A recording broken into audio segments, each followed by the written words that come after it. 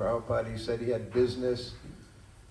He said he was, astrologically speaking, Prabhupada said he was supposed to be very, very wealthy. And he did quite well in business. He was in pharmaceuticals.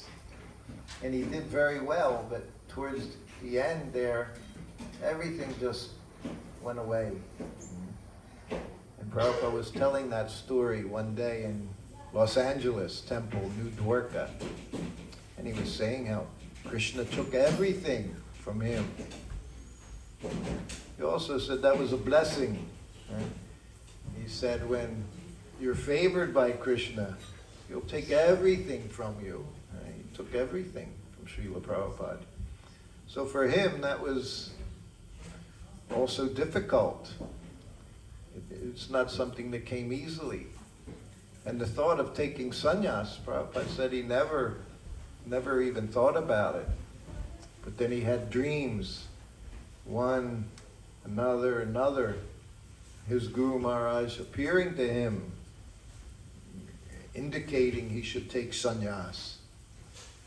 I was with him when he told that story once in Los Angeles, and he was describing it. And he said it was horrible, the idea to give up everything, to renounce everything and take sannyas. And I remember when he was saying it, the devotees, they were taking it very lightly, almost like it was something funny. And Prabhupada said, no. And he said it was horrible. He said, but I could see it's what I was supposed to do. So finally then, a little bit later, he was having his sannyas ceremony. There was another godbrother, much older godbrother, he also took sannyas at that time. But at the ceremony, Krishnadas Babaji was there as well. And Prabhupada was sitting by the fire, and all the mantras are going on, the chanting of the different mantras and everything. And Krishnadas Babaji told some of our godbrothers how Prabhupada was chanting japa. And he saw Srila Prabhupada chanting japa, chanting the Hare Krishna mantra. And Krishnadas Babaji said that he could understand at that time that Prabhupada would be the person who was going to spread the Maha Mantra all around the world, because he could see the faith that Srila Prabhupada had in the Hare Krishna mantra. So that was something that was also very special. He noted that Prabhupada, everything else was going on, he was chanting Hare Krishna. And of course we know, we're having that celebration here this weekend, right? 60th anniversary of Prabhupada coming to America, putting his lotus feet down here in this country way back 60 years ago for the very first time. Pure devotee of the Lord placed his lotus feet in the Western world here. And as Krishnadas Babaji mentioned, Prabhupada had complete faith. You know, there was a story Prabhupada told me a long time ago. It was around 1974. I was giving him a massage. It was one evening time. And Prabhupada started relating stories about his childhood. Prabhupada would sometimes tell stories when he was young, 4, 5, 6, 7 years old. And of course at that time, it always seemed that his father was there. He was always with his father. Prabhupada credited his father for being the force, his very first force to help him as a pure devotee. He said, my father was a pure devotee. And his father, whenever he would see any sadhu, he would always say, you please bless my son, that he becomes servant of Srimati Radharani. He said he never asked for anything else, my father. He never said, you please bless me, that my son will become big businessman, make a lot of money, do all these things, have a nice family, nice children. No, one desire, he said, you please bless him, that he'll become servant of Srimati Radharani. And also said other things. The one evening while I was giving massage, he would recollect And Prabhupada's memory was quite amazing, something I couldn't even imagine. He spoke how when he was young, he said some of my first memories was being in the arms of my older sister. And his older sister, I don't know what her age was, he didn't mention, but he said she was holding me. He said I was probably 6 months old. So you can imagine to have a memory going back that long. I always think, my first memory, I was about 4 years old, and my sister fell on me and broke my arm. So that was my first thing I can recollect. I was 4 years old. But anyway, Prabhupada remembered all the way back there. And so he would tell these stories from his young childhood. And one of them that he told was how in the evening, his father, he said his father, whatever he wanted, whatever Prabhupada wanted, his father was always ready to do it. His father was ready. And it was one evening, Prabhupada said, I told my mother, I want puris for dinner. So now this was late at night, like 9 o'clock at night or so. Prabhupada said, I want puris. And his mother said, no. She said, I'll make you muri, puffed rice. This real salty preparation, puffed rice and peanuts. And Prabhupada, from the very beginning, Prabhupada, what he wanted, he was going to get. And even as a child, he said, I want puris. And he said, my mother said, no, I'll give you puffed rice. So then the third time, he looked at his mother and he said, I want puris. And then he said, my father said, if he wants puris, give him puris. And then he said, perhaps my father knew. And that's how he left it. Of course, me sitting there with him could understand what he was saying. Perhaps his father knew that he was going to be that person to fulfill the predictions of Bhaktivinoda Thakur, his spiritual master, and the very predictions of Lord Chaitanya himself, that this Hare Krishna mantra would be spread to every town and village. So Prabhupada was that person. And Prabhupada at that time felt that my father knew. And of course, perhaps that's why his father was gracious. Whatever Prabhupada wanted, he would get. So one of those things, Prabhupada would tell how he would go out with his father, shopping. Always talked about how he was with his father. And as he said from even that story, you could understand. His mother was the disciplinarian. His father, he was more lenient. And he told in our very first Gurukula, which was Dallas, Texas, he was giving class one day. Of course, the teachers were there, the ashram teachers, the classroom teachers, and the children were there. And Prabhupada was saying, when I was young, he said I had tutors. He had said he had a few tutors. So one teacher would come to the house, and he would teaching Prabhupada how to play mridanga and harmonium. And then the other teacher was, Prabhupada said, teaching me the ABCDs. I was teaching him his normal school-type activities. And he said, my father, he would bring in his tutor first, because his interest was always with Prabhupada, was that he become great devotee of the Lord. His mother, he said, wanted him to be a barrister, lawyer. That was her interest. But the father always, his idea was simply he would be devotee. Know how to be nice Vaishnava devotee, as his father was. He said his father had a shila, shalagram shila, and he had a little thing he would hang around his neck, and he kept it in a little silk case. So the shila he would take everywhere. Anyway, one of these shopping trips, as they were going. And a little store. If you ever seen how the stores are there in India, there can be little shops all over, up and down every street. So Prabhupada saw some toys, and he saw guns, toy guns. And Prabhupada told his father, get me a gun.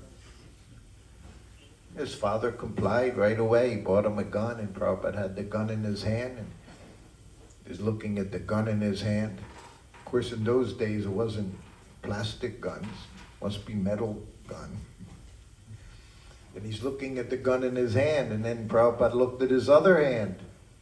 There's no gun in his other hand. And he looked at his father. He said, I need a gun for this hand. And at that time, even his father objected. I never heard Prabhupada tell so many stories about his father, but his father always was whatever he wanted, he got. But Prabhupada said, he objected and said, no, you have a gun.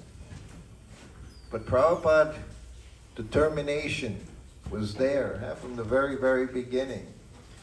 Without that kind of determination, what's the question he would have done, what he did? Establishing temples all around the world, making Vaishnavas all over the world. Not a simple task. But that same determination was there even when he was just a young boy. So Prabhupada, of course, said, no, I need another gun. And of course, like the mother, father, same thing. Said, no, no, no, you have a gun. So for the third time, I tell you, when you hear stories, three times is very special. Nothing ever goes past the third time. So again, Prabhupada said, I want a gun. And his father objected, you have a gun. He said, I became very upset. And he said, I laid down on the ground. He said, and started banging my hands on the ground. What do we call it? He had a tantrum. Yes, he said he had a tantrum. Started banging his hands on the ground. And he said, I banged my head on the ground. Then he looked at me. He said, you see this scar? Prabhupada had a scar on his forehead. He said, that scar is from that time. So this was our Srila Prabhupada. Wouldn't take no for an answer. So he was always the same. And with everyone, always. It was 1973 when Prabhupada was in Los Angeles, 1974. And of course the BBT, Bhaktivedanta Book Trust, was there, which they were the trust that was printing all of Srila Prabhupada's books. And it was on one of those, it was a very famous morning walk. Prabhupada translated the entire Chaitanya Charitamrita, and no books were there. None of the, not the Adi Leela, not the Madhya Leela, not the Antya Leela. 17 volumes of books, they were behind. And Prabhupada said, how can I be inspired to translate? He said, you're not even producing them. Like with the Bhagavatam, as soon as he would finish a canto, sometimes there would be 3 books in one canto, 2 books. As soon as he would complete one section, he expected to see that book printed within a month or 2. And generally that was happening. But the translation of Chaitanya Charitamrita, which was in Bengali, was much, much quicker for Srila Prabhupada. So he had finished the entire Chaitanya Charitamrita, and there was only like 1 book that had come out, that had been in print. So there's one morning walk. Prabhupada said, how am I to be inspired to translate if you're not printing? And he asked the head, the manager of the BBT, he said, how long will it take for you to get these books printed? And he said, well, Prabhupada, he said, this takes, at that time, of course, there were no computers. This is 1973, 1974. Everything was done simply by hand. You had all the typesetting had to be done. You had the diacritic marks had to be put on everything had to be done manually. So he gave Prabhupada a figure, something like 6, 7 months, maybe even a year. And Prabhupada said, no. He said, I want it all done. He said, 2 months. Hare Krishna. And at that time, Rameshwar Prabhu, he said, Prabhupada, that's impossible. What did Prabhupada say? Who knows that? Very famous. Impossible is a word in a fool's dictionary. 2 months later, 17 volumes appeared. This was the potency. It wasn't the potency of us. It was the potency of pure devotee for his desire to be fulfilled. We were in Chippewa some months ago, and they had copies of Prabhupada's passport. You remember? Prabhupada's passport. The passport that his very first passport when he came to the US. And on the passport, in that section, in the Indian passport, it said, are there any physical marks? Any physical marks? And on the passport it said, scar on the forehead. And I was sitting with Radhanath Maharaj that day. Vishaka, we were there. And I looked and I said, that's it. That's the scar. That's the scar Prabhupada said was on his forehead from banging his head on the ground. So this is what it takes, the determination to become Krishna conscious. This is what kind of determination it takes to spread the holy name. Never take no for an answer.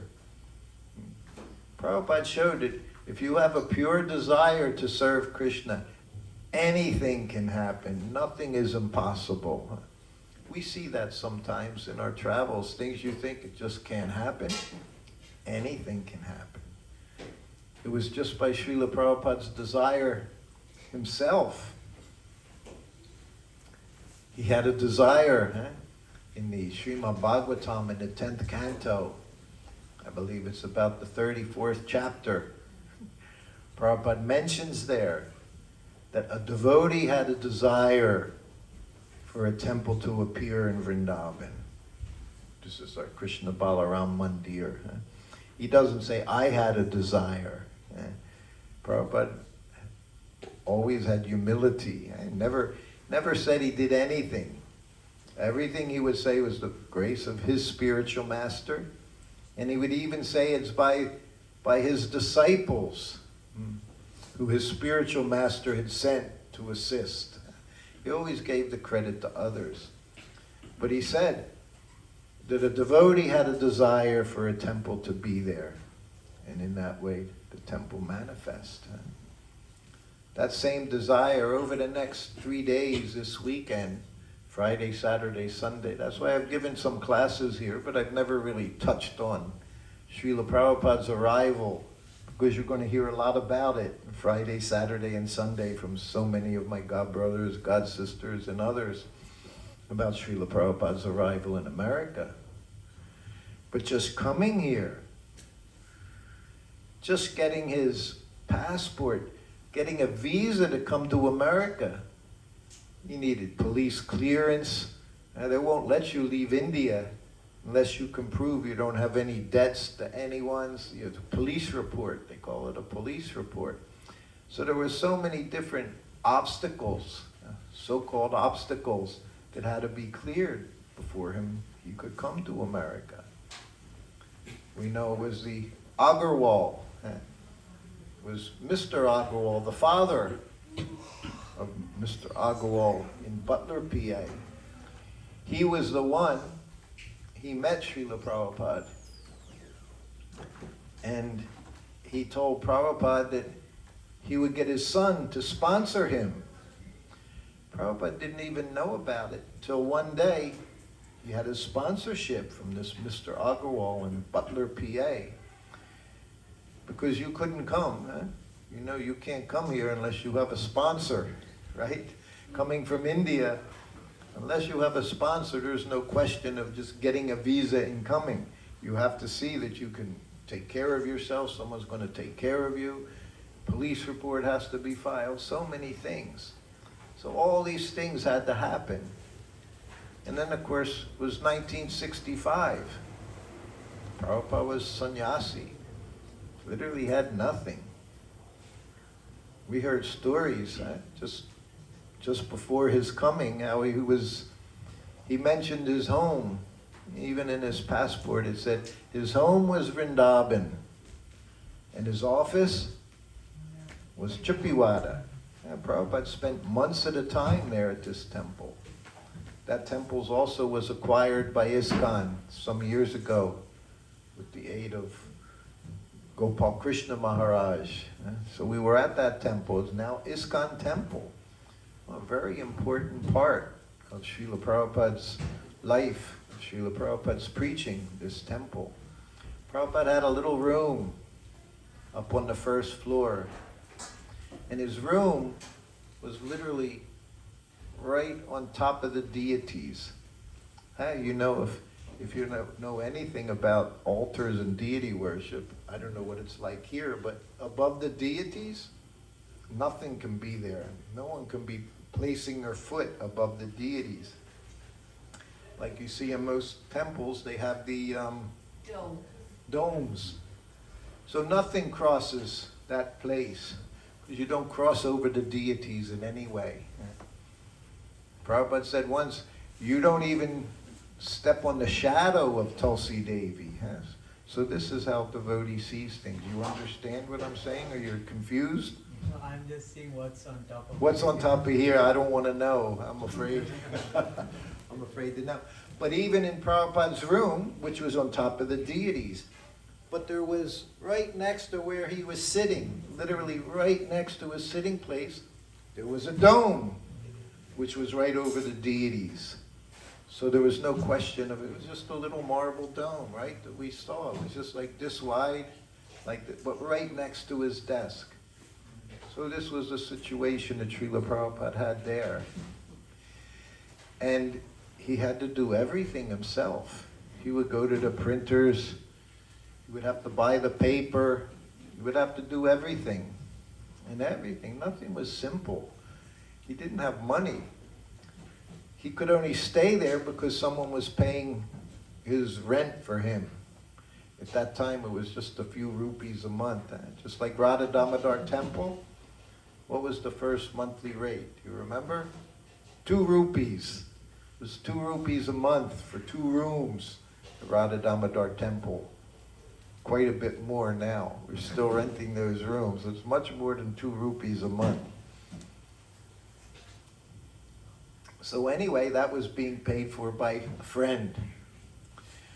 But while we were there, we found out different things that people had researched over the time. Everyone, how much they loved Srila Prabhupada. He became the friend of everyone there. They all knew him. The Swami, the Bengali Swami. He was known as the Bengali Swami, because this was in Delhi. And even the children, they would come and see him. And it was mentioned, and of course, much, much later now, they're all, much, much older. But they all remember those days when Prabhupada was there. And Prabhupada had given the different children, he would give them all nicknames. And sometimes they would come and help. They would help Srila Prabhupada. So in so many ways, everyone was prepared to do something. And then different times he went to Juhu. This is where Sumati Morarji, she had her house there in Juhu. Juhu, for the most part, was just a little fishing village. But it was a beautiful area right by the beach, south of Mumbai, much south of Mumbai. But it wasn't a very popular place. Anyway, a few things happened. One was Prabhupada said, while he was going to see Sumati Morarji at different times, he saw this piece of land. Way back then, 1965, he saw this piece of land and he thought this would be a nice place for a temple. This was before any temples were there. Prabhupada had a vision of what he was going to do. And he thought this would be a nice place for a temple. And then he went to Sumati Morarji, they had the biggest shipping company there in India. Big, so many ships, cargo ships they were doing. And he approached her for passage. Had to get free passage to go to America. And of course, she didn't think probably. She said no. She said, you try to get there, you're probably going to die on the way. Because she saw he was 70 years old at the time. He was just So she wasn't, even though she was pacifying him, one of her right-hand man, he said to him, no, he can't. We can't give him passage. He's not even going to make it to America. But Prabhupada kept asking and asking, he would come back. And then, of course, he befriended her secretary, who approached Sumati and said, no, he's very sincere. He's very sincere. He's very determined to do this. So finally she relented. And that's when he boarded, of course, the Jaladuta. So that was back, we arrived here, the date was September 17th. And the passage was altogether, I think, 37 days across. There was no flying there at that time, 1965. It was aboard the Jaladuta. And it took some 37 days to go from Calcutta, then it went down to Kochi, and then it went around. And those waters, not so good. And then it entered the Atlantic Ocean. And of course, the Atlantic Ocean in that area was known for not being a very peaceful ocean. And Prabhupada mentioned that. He kept a diary, always kept a diary. From the time he left India, he was keeping a diary of everything he was doing. And in the diary, he mentioned how he had become seasick. Any of you have ever been in the ocean on any kind of a vessel, the possibility of becoming seasick, and it's a really nasty thing. I've had it happen a few times. Once was a long time ago, and we were in a little 25, 30-foot ship, boat, whatever you want to call it. And I remember going out to the point where you didn't see anything but water. And when that happens, your whole mind starts to act, and then those waves come, and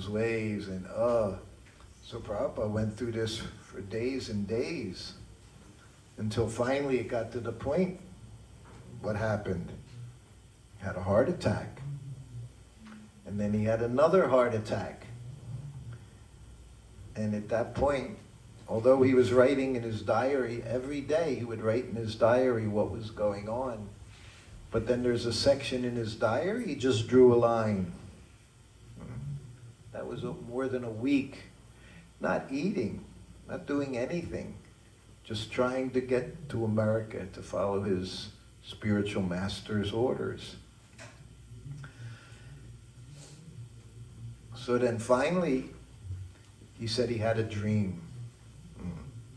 You know what that dream is? Anyone remember the dream? All you people need to study these things, Prabhupada. Not just that I should know these things. You all should know the struggle Srila Prabhupada went through so that we could have very nice, easygoing life here in Krishna consciousness. Wasn't easy. But he had a dream, and in the dream, he was in a boat. And who else was in the boat with him? All the 10 incarnations. And they were all rowing the boat. They were rowing the boat for him. And when he got up from that dream, he could understand that Krishna had taken control. And he thought everything is going to, then he understood everything was going to be all right. He had passed a very big challenge on the way to America. And then after that, the rest of the trip, which was another few weeks, the captain and the captain's wife, who was also on the Jaladuta, this cargo ship, they said that they never saw such a peaceful ocean. The whole ocean just became peaceful for the whole rest of the journey.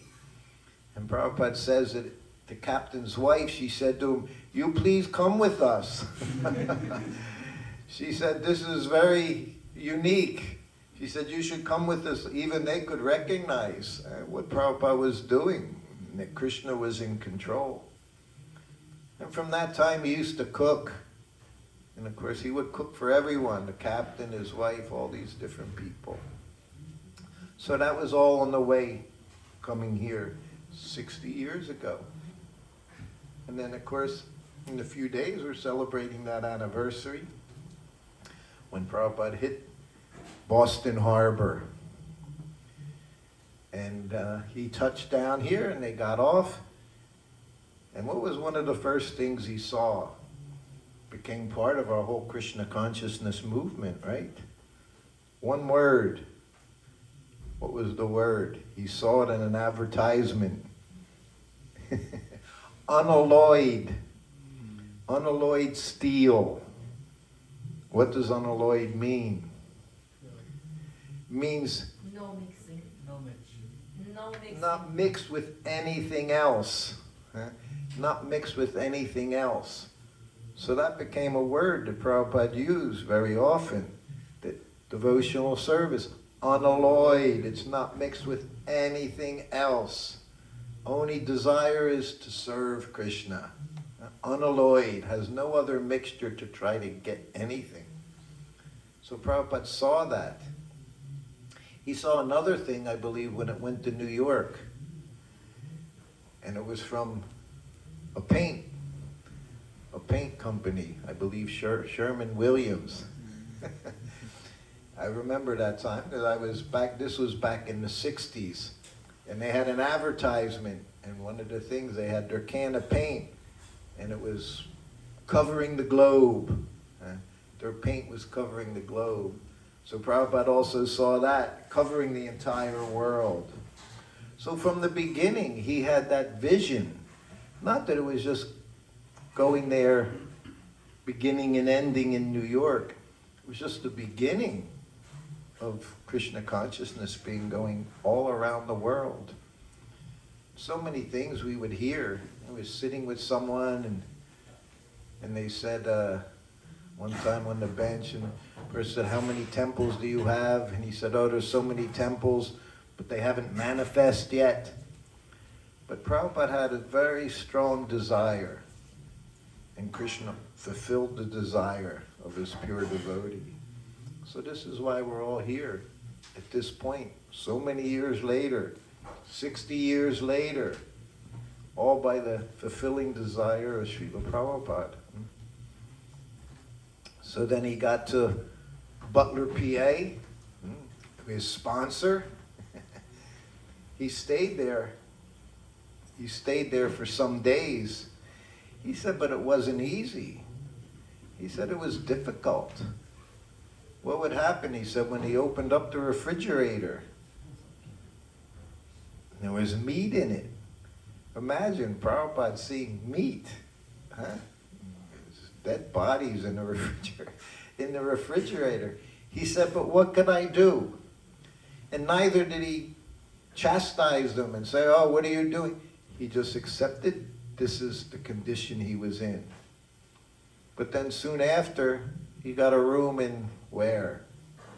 YMCA. The YMCA. And then he would walk back and forth and he would do the cooking there.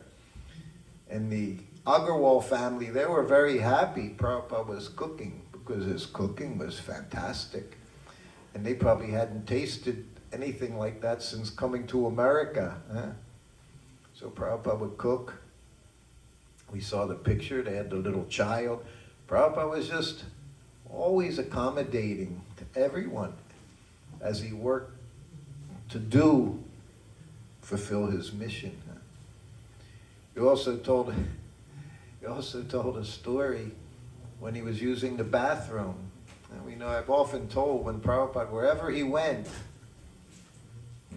Prabhupada always lived the same, just like in Vrindavan. In Vrindavan, he just had a cushion on the floor, and in front of him, little table. Wherever he came in America, he didn't have big living rooms with couches and sofas, table, chairs, television. It was the same wherever he went. A cushion on the floor with a little desk in front of him. And the lighting, just a little lamp, so he could do his translating work. This is his lifestyle everywhere. He wasn't interested.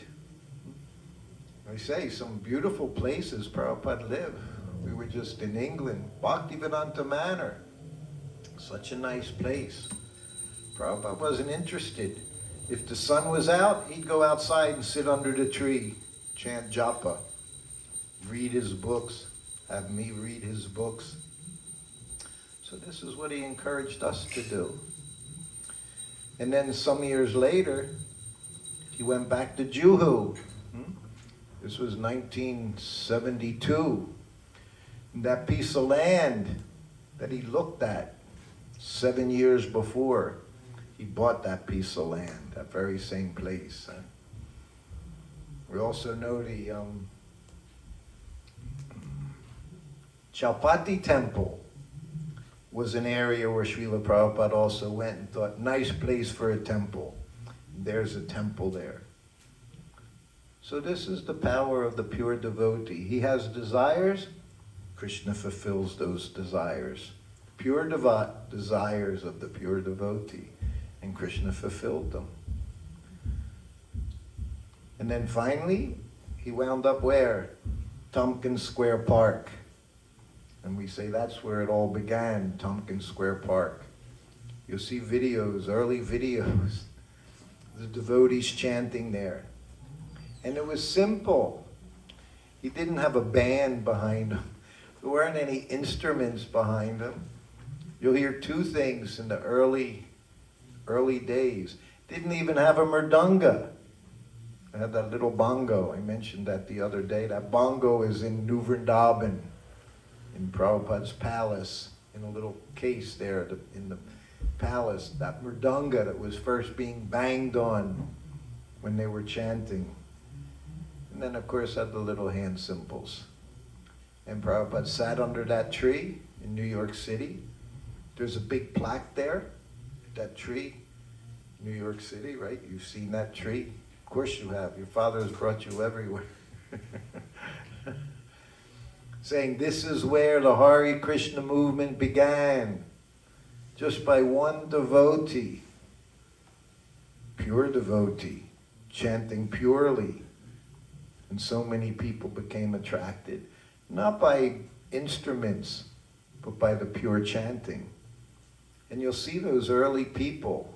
Some of them you'll see Achyutananda and Hayagriva and Kirtananda and Brahmananda. And they would all just sit there. And Prabhupada would chant. Gradually they started to respond. And Brahmananda tells the story, what happened? So Prabhupada would chant 2-3 hours straight every day. He would go to the park, chant for 3 hours or so in the afternoon.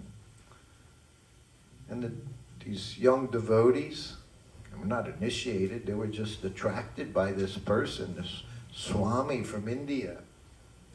And he was chanting. And Brahmananda said one day he just became inspired. And he started dancing.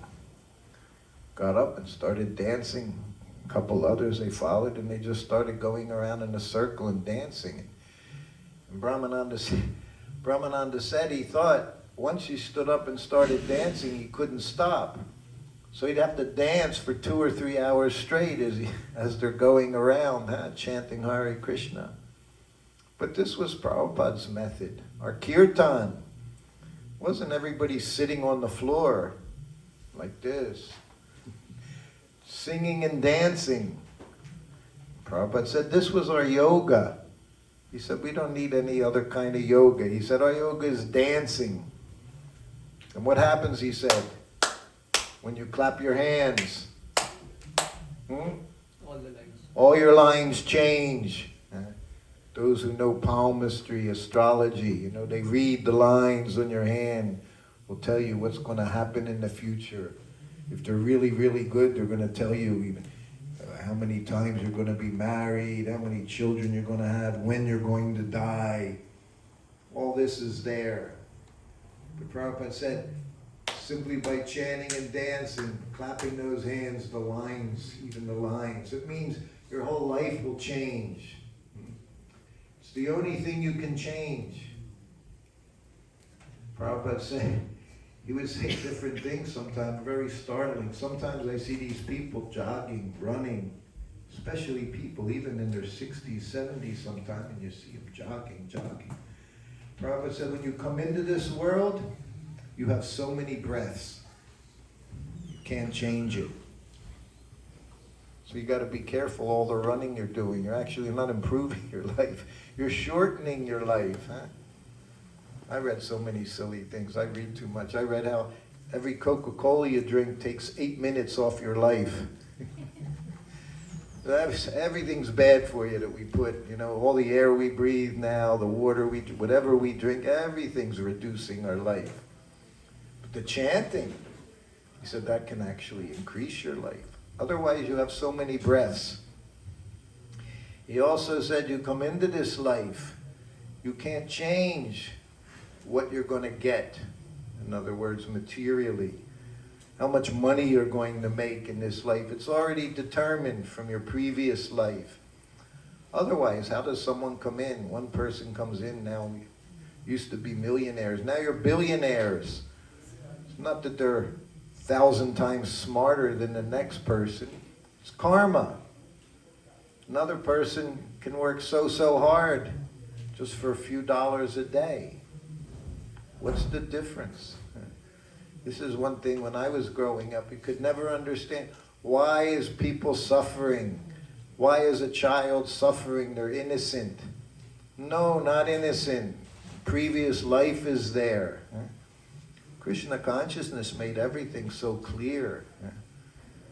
I grew up in Christianity. We never understood. We could never understand why one person seems to be enjoying happy life, lots of money, nice family, another one's struggling. All because of previous life. So he said, you can't change what you get. You can decide how you want to make your living. But what you're going to get, that's already determined. We see that also in people's lives, how things can change just like that. Bad to good, good to bad. So all these things are going on. Anyway, we have a big weekend ahead. Many devotees coming. I have many God brothers and God sisters. They're going to tell you so many wonderful things about Srila Prabhupada and what he did and how everything is going on. So we hope all of you will attend. It starts Friday, I believe, 4 p.m. Is that right? Yes, 4 p.m. on Friday, then goes on Saturday. And then Sunday, we have the big boat festival, right? Going to that place, Boston Harbor, where Srila Prabhupada, very special place, Tirtha. I say this, Boston's a very special place. First place Prabhupada entered, placed his lotus feet to change this world. So take advantage of it over the next few days, be part of it. I came here, we came here from Vrindavan, India. From New Delhi, we came here just to be here for this weekend. It was a very special weekend, this anniversary weekend. And if you come and attend, you get special mercy. Every day we're getting mercy. When you come to these special days, festival days, anniversary days, you get special mercy.